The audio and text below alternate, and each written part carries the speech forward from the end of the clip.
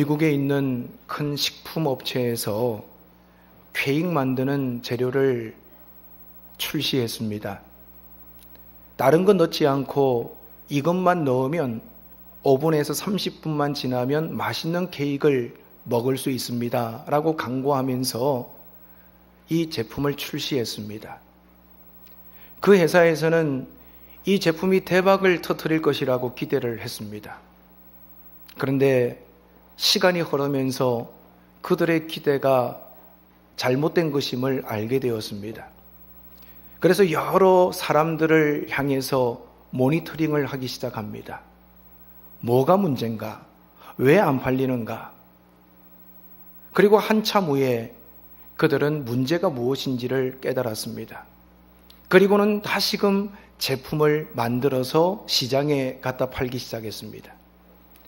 이전에는 이 제품만 물과 섞어서 넣으시면 맛있는 케이크가 됩니다 라고 판매를 했었는데 실패했지요. 그런데 이번에는 여러분 이 제품에다가 여러분 가정에 있는 맛있는 달걀을 하나 추가하시면 정말 맛있는 케이크가 됩니다 라고 광고를 하고 새로운 제품을 출시했습니다. 달걀 하나 추가해서 제품을 만드십시오 라고 한 것뿐인데 이 제품은요 그 후로 불티나게 팔리게 되었다고 합니다. 사람들이 생각할 때 아니 그 케이크 가루 그거 물하고 섞어가지고 그것만 가지고 무슨 맛있는 케이크 만들어지겠어? 라는 마음을 가졌던 것 같습니다. 좀 맛있는 케이크 되려면 거기에 뭔가 좋은 재료가 하나라도 더 섞여야 되지 않겠나? 라고 생각을 했던 것 같습니다. 우리는 인생을 살아가면서 뭔가를 더 완벽하게 만들고자 하나씩 추가하려고 하는 경향들이 있습니다. 완전한 것이라고 하는데도 불구하고 배합이 잘 되어 있다고 해도 우리는 그것을 믿지 않으려고 합니다. 오히려 뭔가 하나 더 추가될 때 그것이 훨씬 더 값지고 좋은 것이 될 것이라고 생각합니다. 그런데 이것은 우리 시대에만 나타난 현상이 아닙니다. 바울 당시의 믿음의 사람들도 이미 완전한 것에다가 뭔가를 더하려고 했습니다. 그들은 계란을 케이크 만드는데 넣으려고 한 것이 아닙니다. 사도 바울 당시에 많은 성도들이 구원받는 조건에다가 선행을 더하려고 했습니다. 구원받기 위해서는 예수님을 믿어야 된다라고 하면서 그것만 가지고는 안 된다. 거기에다가 우리의 선행이 더해져야 된다. 뿐만 아니라 거기에다가 할례를 받아야 완전한 구원을 받을 수 있다라고 그들은 생각했습니다. 예수 그리스도의 온전한 복음에다가 이것도 더하고 저것도 더하면서 그들은 더 완전한 복음, 더 완전한 구원을 만들어 가고자 노력을 했습니다. 그런데 한번 생각해 보세요. 저와 여러분들이 구원받은 것이 우리의 공로로 된 것입니까? 우리가 아직 죄인 되었을 때에 예수님께서 우리를 사랑하셔서 우리를 위하여 십자가에 죽으심으로 우리는 의인이 되었습니다. 내가 구원받기 위해서 한 일이 하나도 없습니다. 따라서 구원은 거저 받은 선물입니다. 그래서 우리는 구원을 받을 때 은혜로 구원받았다라고 고백합니다.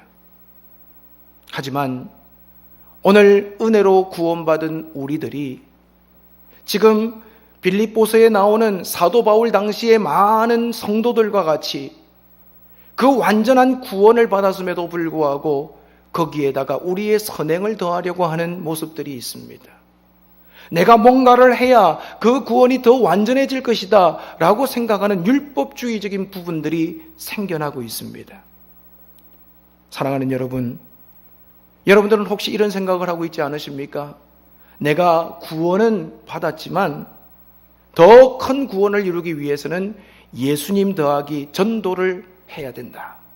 전도를 더 많이 해야 내가 완전한 구원을 받을 수 있다. 예수님 더하기 헌금이 필요하다. 11조를 제대로 드려야 된다. 예수님 더하기 어떤 은사가 있어야 된다. 예수님 더하기 새벽 기도를 해야만 내가 더 완전한 구원에 참여할 수 있다고 혹 생각하고 있지는 않으십니까? 율법주의자들은요, 자꾸만 예수님에다가 뭔가를 더하려고 했습니다. 율법주의자들도 예수님을 믿습니다. 그러나 그들의 문제는 예수님만 믿고 의지하면 되는데 거기에다가 자신의 공로, 자신의 노력을 더하려고 했다는 것입니다. 어쩌면 우리가 생각할 때 율법주의자들의 이런 모습들, 이런 노력들은 큰 문제가 되지 않는다고 생각할 수 있습니다. 어떤 때는 율법주의자들이 우리보다도 훨씬 더 잘 신앙생활하는 것 같습니다. 그들은 거룩해 보입니다. 윤리적으로 살려고 노력하고 바르게 살려고 애를 쓰는 것 같아 보입니다. 그런데 사도 바울은 그 율법주의자들을 향해서 이렇게 경고합니다. 2절에 보시면 개들을 삼가고 행악하는 자들을 삼가고 손 할례당을 삼가라 라고 말씀합니다. 지금 바울은 목소리의 톤을 높여가지고 율법주의자들을 향해서 그들은 개다, 그들은 행악하는 자들이다 공격하고 있습니다. 왜 사도 바울이 이와 같이 심한 말로 그들을 불렀습니까? 당시 율법적인 믿음을 가지고 있던 유대인들은 자신들이 구원받기 위해서 예수님을 구세주로 믿어야 된다는 것을 알았습니다. 그들이 예수님을 구세주로 믿었습니다. 그런데 거기에다가 우리는 할례를 받아야만 완전한 구원을 이룰 수 있다라고 생각했습니다. 그런 사람들을 바라보면서 사도 바울은 그것이 악한 일이라고 경고합니다. 그리고 본문에서 그 이유가 무엇인지를 설명합니다. 여러분, 우리도 신앙생활하면서 사도 바울 당시에 이와 같은 성도들과 같이 예수님에다가 뭔가를 더하고자 하는 유혹을 받을 때가 많습니다. 하지만 여러분, 우리의 구원에 예수님 외에 다른 것을 더하려고 하는 것은 잘못된 것임을 우리는 깨달아야 합니다. 예수님만이 나의 구원의 유일한 역사이심을 고백하며 살아갈 때 우리가 경험할 수 있는 좋은 것들이 있습니다. 첫 번째로 우리는 하나님이 주시는 기쁨을 경험하게 됩니다. 오늘 1절 말씀해 보면 정말로 나의 형제들아 주 안에서 기뻐하라. 너희에게 같은 말을 쓰는 것이 내게는 수고로움이 없고 너희에게는 안전하니라 말씀합니다. 사도 바울은 이 율법주의자들에 대해서 경고합니다. 그리고 빌립보에 있는 성도들에게 주 안에서 기뻐하라고 권면하고 있습니다. 그 이유가 뭐냐? 우리가 율법적인 신앙을 가지면 하나님이 주시는 참된 기쁨을 경험할 수 없기 때문입니다. 구원은요, 내가 노력해서 받은 것이 아니에요. 하나님께서 우리에게 주신 선물입니다. 그런데 율법주의자들은 하나님이 선물로 주신 구원에다가 자신의 행위를 더해야 한다고 생각했습니다. 어쩌면 그들의 관점에 문제가 있습니다. 너무 큰 은혜를 주셨기 때문에 감사함으로 섬기는 것이 구원받은 사람의 도리입니다. 나 같은 죄인을 살리신 그 은혜가 고마워서 하나님 앞에 감격하고 감사하면서 예배드리러 나오는 거예요. 나에게 생명 주신 그 은혜가 너무 감격스러워서 물질도 기쁨으로 드리는 거예요. 나에게 구원을 베푸신 그 하나님의 사랑으로 인해서 우리가 교회 안에서 또 다른 지체를 섬기며 살아가는 것, 이것이 올바른 구원받은 사람의 모습이라는 거지요. 그런데 지금 율법주의자들은 하나님께서 예수 그리스도를 통해서 나에게 주신 구원이 완전하지 못하다고 생각하는 거예요. 그래서 거기에다가 나의 열심을 더하려고 합니다. 나의 행위를 더하려고 합니다. 할례를 더하려고 합니다. 그러다 보니까 율법주의자들은 시간이 갈수록 신앙생활을 하면 할수록 지치게 되는 거예요. 오늘 한국교회도 이런 율법주의의 모습이 점점 들어가고 있습니다. 신앙생활 오래 하신 분들을 가만히 보면 안타깝게도 예배할 때 감격이 없어요. 하나님 앞에 나올 때마다 구원의 은혜가 내 마음을 흔들어야 되는데 너무너무 냉랭합니다. 하나님의 일을 감당할 때에도 나 같은 사람이 이와 같이 하나님의 일을 함께 감당할 수 있기에 행복해 해야 하는데 시간이 흐르면서 힘들어하고 때로는 짜증을 내는 우리의 모습들을 발견할 때가 많지요. 어떤 분들은 내가 참된 구원을 받기 위해서 예수도 믿어야 하지만 전도도 해야 되고 예배에 빠지면 안 되고 11조 생활도 해야 되고 선교 여행도 다녀와야 되고 선한 일을 많이 해야 된다. 그래서 신앙생활이 스트레스가 된다라고 말씀하시는 분이 있습니다. 아니에요.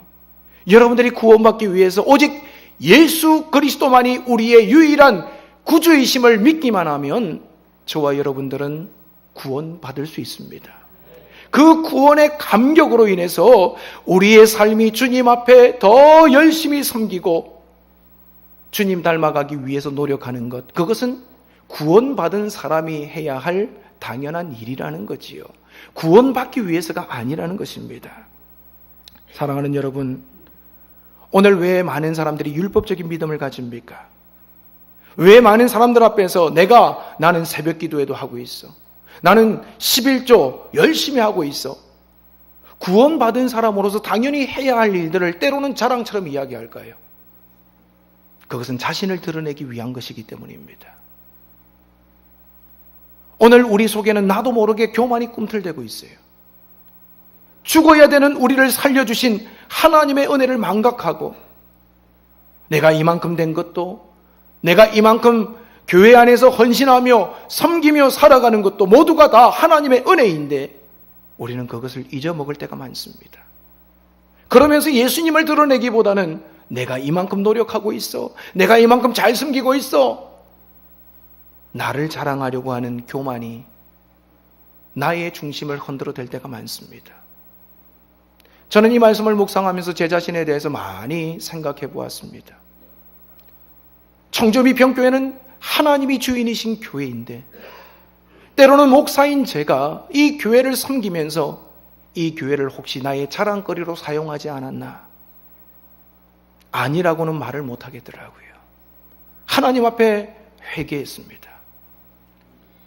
사랑하는 여러분, 여러분들은 그렇지 않으십니까? 여러분들은 뭔가 하나님의 일을 한다고 하면서 그 일의 감격과 기쁨으로 하는 것보다는 그 일을 통해서 나를 자랑하려고 하는 모습들은 없으신가요? 또 억지로 하거나 짜증내면서 하는 일은 없으신가요? 뭔가 누군가가 하나님의 일을 같이 하십시다 하면 할 수만 있다면 그 자리를 피해서 도망가고 싶은 마음을 가지신 분은 없으십니까? 오늘 이 시간 예수님께서 우리에게 주신 그 구원의 기쁨이 회복될 수 있기를 바랍니다. 그 예수님이 주신 구원의 기쁨을 통해서 내가 하나님을 섬기는 것도 감격이 되고 내가 하나님 앞에 물질 드리는 것도 하나님 앞에서 함께 교회를 세워나가는 것도 날마다 기쁨과 감격으로 감당하는 저와 여러분이 되실 수 있기를 원합니다. 두 번째로 우리는 하나님께 영광을 돌리게 됩니다. 2000년에 8월 달에 러시아에서는요, 신형 원자력 잠수함 커스크를 만들었습니다. 그리고 많은 언론이 그 상황을 보도하는 가운데 커스크 잠수함이 출항을 합니다. 그런데 얼마 지나지 않아서 두 번의 폭발이 일어납니다. 펑 하면서 그 커스크 잠수함이 폭발하기 시작하는 거예요. 그때 이 커스크 잠수함은요, 바다속 10km 아래로 가라앉았습니다. 이 일로 인해서 118명의 승무원들 중에 대부분이 즉사했습니다. 그리고 나머지 살아남은 사람들은 며칠 동안 그 잠수함에 갇혀 있다가 죽었습니다. 어쩌면 우리도 이와 같은 처지에 있습니다. 우리들도 그들과 같이 소망이 없고 무기력한 상황에 있었습니다. 커스크 잠수함에 갇힌 사람들은 북극 바다 속에 갇혀 있었지만 우리는 죄의 깊은 바다 속에 갇혀 있던 존재들이었습니다. 우리의 힘으로는 나를 구원할 수가 없습니다. 저 바닷속 10km에 가라앉아 있는 나를 그 누구도 구원해 줄 수가 없는 거예요. 나의 힘과 능력으로서는 상상할 수 없는 일입니다. 그런데 예수 그리스도께서 우리를 그 깊은 죄악의 바다에서 끌어올려 주시고 죽을 수밖에 없는 우리를 생명의 자리로 우리를 이끌어 주셨습니다. 여러분, 사도 바울은 지금 율법주의자들에게 이것을 말하고 싶은 거예요. 우리의 선행으로는 도저히 우리 자신을 구원할 수 없다라는 거예요. 우리가 세례를 받았다고, 예배를 안 빠진다고, 11조를 한 푼도 떼어먹지 않고 꼬박꼬박 드린다고, 내가 교회에서 열심을 다해서 이것저것 섬기고 봉사한다고 그것 때문에 우리가 구원받는 것이 아니라는 겁니다. 아무 공로 없이 예수 그리스도의 보혈의 피로 인해서 우리는 구원받은 존재입니다. 따라서 오늘 우리가 예수님으로 인하여 교회에 나와서 섬기고 예배하고 물질을 드리고 예수님 닮아가기 위해서 노력하는 것은 나를 드러내는 수단이 되어서는 안 된다는 거예요. 하나님께 영광을 돌리는 도구가 되어야 한다는 겁니다.